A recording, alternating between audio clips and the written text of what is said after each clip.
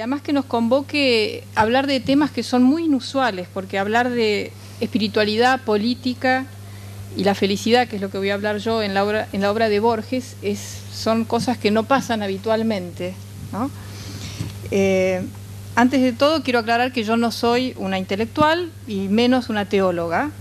Soy política, tengo un gran compromiso con mi país, trabajé 15 años como periodista, dicen que es una profesión que nunca un amor que no se abandona y seguramente algún día volveré.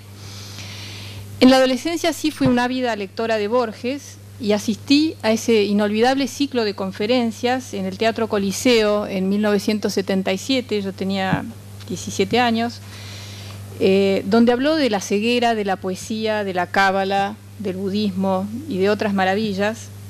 Y también cuando estudié literatura en Estados Unidos, tuve la suerte de escucharlo disertar varias veces y siempre me maravilló que el cariño, el afecto que generaba en los jóvenes, ¿no? Eran siempre, estaban multitudinarios, lleno de gente, pero mayoritariamente jóvenes, y siempre había como una corriente de afecto, de amor, y decía, qué extraño cuando la obra de Borges es totalmente abstracta, ¿no? No narra historias de seres humanos, son como historias. El otro día leí que Ricardo Piglia define a su obra como ficción especulativa o literatura conceptual. Me pareció una muy buena definición, y entonces sorprendía, ¿no?, que siendo un escritor tan intelectual, generaba este lazo tan afectuoso, y sus conferencias estábamos ahí frente a este viejito irónico, porque era siempre irónico, ciego, travieso, pero muy profundo, y reíamos, aplaudíamos y lo escuchábamos como en misa. Bueno, para que sepan desde dónde yo voy a hablar de Borges y la felicidad, tengo que decirles que soy una mujer profundamente espiritual. Soy cristiana, pero no practico una religión específica, sino que abrevo en muchas fuentes.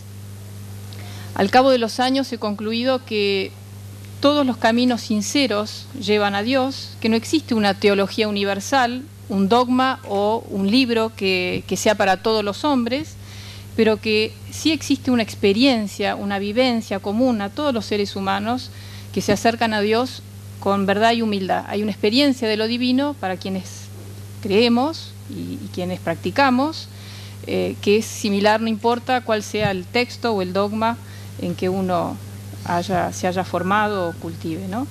Jiddu Krishnamurti, un filósofo y maestro hindú, decía que Dios, o la verdad como él lo llamaba, es una tierra sin caminos y que no es posible acercarse a ella por ningún sendero preestablecido. La verdad no puede rebajarse, es más bien el individuo quien tiene que hacer el esfuerzo de elevarse hacia ella, escribió.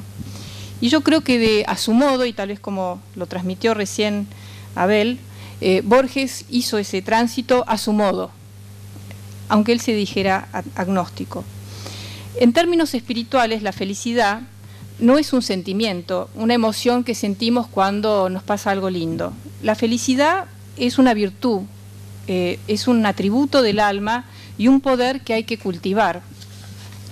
La felicidad se alcanza cuando logramos vivir en armonía, en verdad, honrando la propia vida así como la de los demás. Por eso creo que Borges, el agnóstico, lo logró. Me parece realmente extraordinario en el sentido literal de la palabra, fuera de lo común, hablar de Borges, que se decía no creyente o agnóstico, en un simposio organizado por la Iglesia Católica, tradicionalmente una percibida como una organización muy conservadora, ¿no? Entonces esto es un cambio enorme. Y creo que esto es maravilloso porque Borges fue un gran buscador de la verdad última. Bueno, María Kodama es la que nos puede develar el secreto íntimo, pero a través de sus escritos uno ve que él fue un buscador infatigable, que a través de su poesía, de sus sueños, de sus ficciones, de sus infinitas lecturas, yo creo que él llegó a vislumbrar y a expresar el misterio, lo indefinible. Aquello que uno no puede ver con los ojos, ni explicar con la razón, pero que sí puede ver con los ojos del alma y con el corazón. A pesar de su ceguera y de su falta de fe, yo creo que Borges vio en el sentido literal del término. Ayer las ponencias en la Facultad de Derecho sobre la Biblia, la trascendencia y Borges fueron muy ricas. A mí me aclararon mucho de esto que leyendo así más como de manera más intuitiva o amateur me pareció, ¿no? Y creo que va a ser el compendio, el libro que se va a armar con estas ponencias, creo que va a ser muy rico para todos. En un reportaje que le hizo Paloma Nespral a María Kodama, ella dice que en la creación literaria y en su vida, Borges buscaba lo que es imposible de encontrar, la perfección. Esa perfección en sus escritos se van logrando sin que el lector se dé cuenta, dice. En ello consiste la magia del genio. Y la perfección y la belleza, al igual que la felicidad, son atributos de lo divino. Por eso los místicos y los practicantes cultivan estas virtudes para entrar en comunión, para participar de esa dimensión divina. La perfección en la obra de Borges se expresa no como algo exigido, egocéntrico, grandilocuente, narcisista, al estilo del Fausto, como un deseo de desafiar o suplantar a Dios, sino como un don admirable, lúdico, burlón, que le permite decir verdades profundísimas con absoluta simplicidad o describir universos dentro de universos y expresar lo indescriptible con aparente facilidad. ¿Qué son esos mundos dentro de mundos de la Aleph, de Tlön, Uqbar, Urbis Tertius y otras ficciones? Sino un guiño, coincido ahí con Abel, como un guiño, porque Borges era siempre travieso. Son para mí un espejo ilusorio y poético de las múltiples y misteriosas dimensiones de la existencia, el universo y la creación.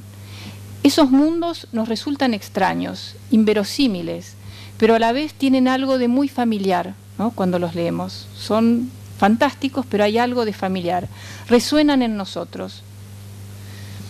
Deslumbrados nos preguntamos una y otra vez, ¿cómo pudo imaginar, crear, escribir algo así?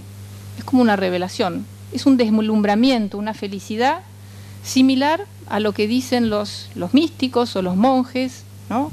Que se siente cuando uno entra en contacto con la maravilla. Tampoco nos resulta totalmente ajena la palabra creadora en Tlön Orbis Tertius. Esa falsa enciclopedia sobre un falso planeta que escriben unos hombres a través de los siglos, que al entrar en contacto con los humanos empieza a modificar la realidad en la Tierra. Dicen que Tlön Orbis Tertius es una de sus obras maestras. El tema central es la palabra creadora de realidad. ¿Acaso no ese es el principio de la creación de acuerdo a la Biblia y el Evangelio? ¿No? El Génesis empieza, dijo Dios, haya luz y hubo luz. Dios llamó a la luz día y a las tinieblas noches. Atardeció y amaneció.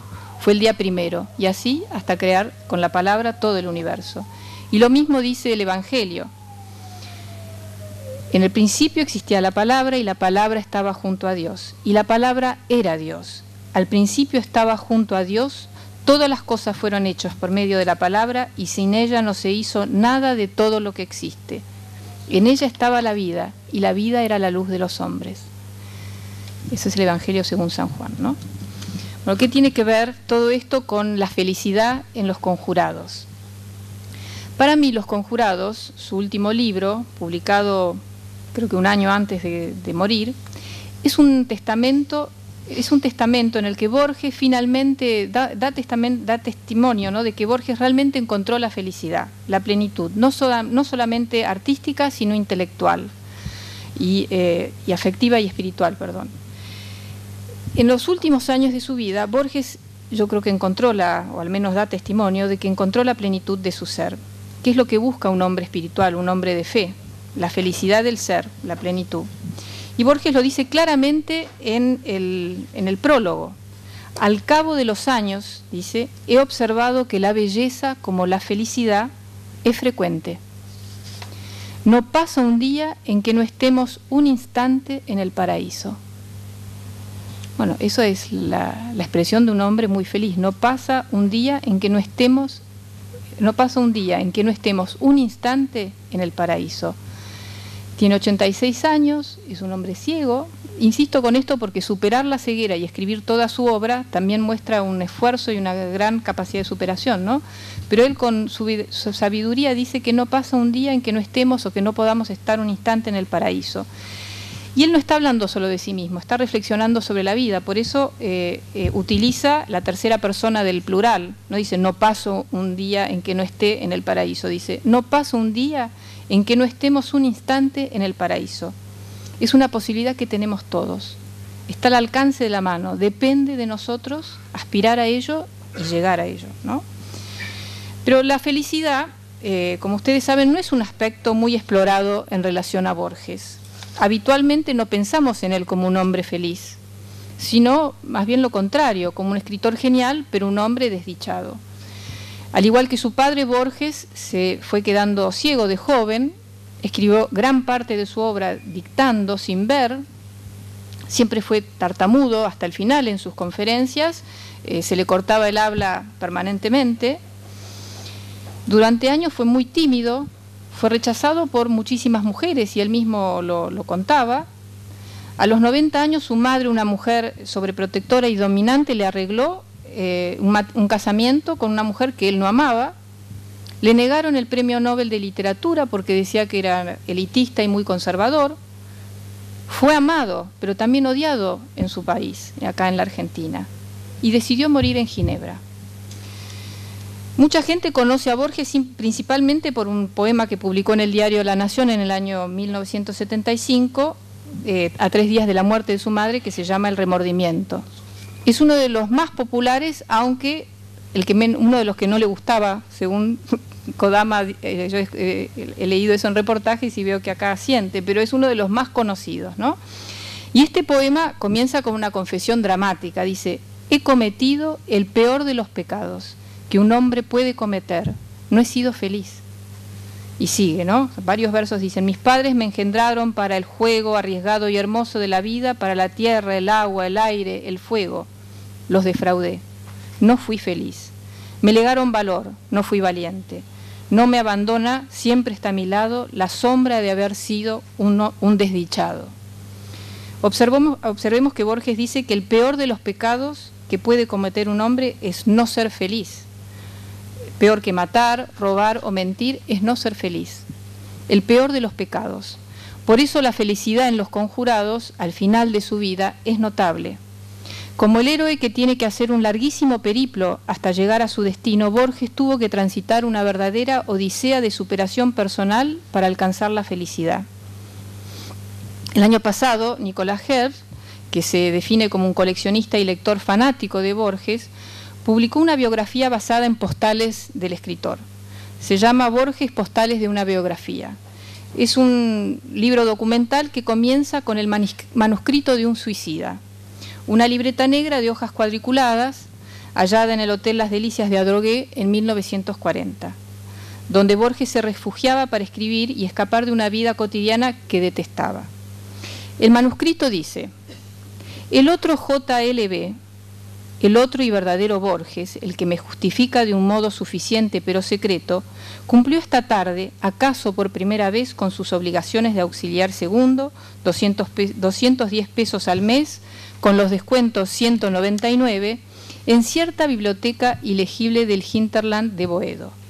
Adquirió un revólver en una de las armerías de la calle Entre Ríos. Adquirió una novela ya leída, Ellery Queen, The Egyptian Cross Mystery. En Constitución sacó un pasaje de ida a Adrogué, Mármol, Turdera. Fue al Hotel Las Delicias, consumió y dejó impagas 2 o 3 cañas fuertes y se descargó un balazo definitivo en una de las piezas altas. Por suerte Borges no se suicidó, pero como dice Helt, a los 40 años era un hombre muy desdichado, era reconocido por muy pocos, por un círculo muy pequeño de intelectuales, sus libros se vendían poco, no tenía dinero, le alcanzaba poco y vivía con su madre en Las Heras y Pueyrredón. El cuaderno negro, con hojas cuadriculadas, contenía además un relato fantástico, los primeros esbozos de Tlön Uqbar Orbis Tertius. Y Helft dice, así, en su momento de máxima infelicidad, cuando su vida parece desintegrarse, Borges concluye su obra más poderosa y más perdurable sobre la aniquilación de la realidad. Pero Borges no era ni un pusilánime, ni cobarde, como él creía o como se describía, sino un ser poderoso y valiente, que superó muchas de estas limitaciones.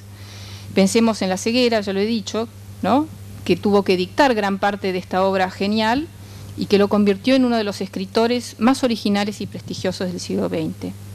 Pero para mí lo más importante es que en su madurez Borges conoció la felicidad. Y acá, gracias al azar, como diría él, y al traductor Norman de Giovanni, que en un momento se convirtió en una suerte de manager de su obra y de su vida, él logró divorciarse de Elsa Astete y encontrarse en Reykjavik, Islandia, con María Kodama, su asistente y discípula, de quien ya estaba secretamente enamorado. Y desde allí le escribe a su madre, de 90 y pico años, la siguiente postal. Mucho más increíble que Islandia es el hecho de que María Kodama haya arribado aquí, con noticias suyas. Me siento muy feliz y estoy contando los días para la vuelta. Un beso, Georgie. Esta postal es de 1971 y Los Conjurados, el libro que le dedica a María Kodama, es de 1985. En la primera página le hace una de las más magníficas declaraciones de amor que yo he leído.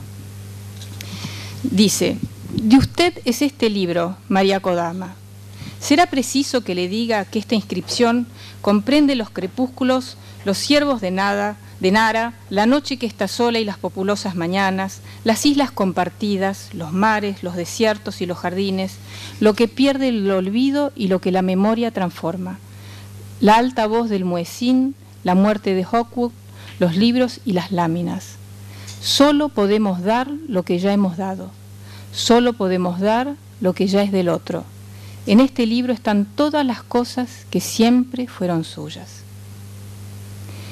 Para mí esta dedicatoria, solo podemos dar lo que ya hemos dado, solo podemos dar lo que ya es del otro, expresa con gran maestría y a la vez simplicidad, algo que es el puro estilo de Borges, lo que ocurre cuando dos seres, dos almas, se tocan. Pueden ser dos enamorados, o dos amigos, o un padre y un hijo, dos personas, dos almas. Cuando dos personas entran en comunión, ingresan en un tiempo que está fuera del tiempo. Creo que lo llaman el kairos, el tiempo de Dios. Por eso aquello que se da se intercambia para siempre y se sigue dando eternamente. En el prólogo a Los Conjurados, Borges también confiesa que a los 80 y tantos años suele sentir que es tierra, cansada tierra. Y agrega, sigo sin embargo escribiendo. ¿Qué otra suerte me queda? ¿Qué otra hermosa suerte me queda? La dicha de escribir. No se mide por las virtudes o flaquezas de la escritura. Toda obra humana es deleznable, afirma Carlyle, pero su ejecución no lo es. Bueno, termina también, sigue hablando de la dicha de escribir. Amaba, era feliz, tenía la dicha de escribir y además, como también se dijo aquí y ayer, era un hombre imbuido de espiritualidad, aunque él dijera que todavía no conocía.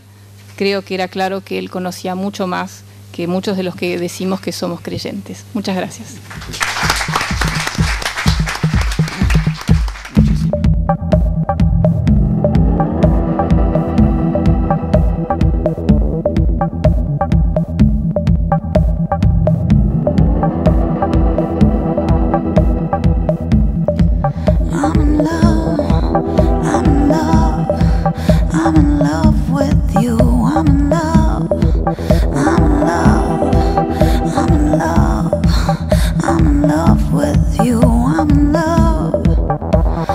Try, but I don't understand anymore.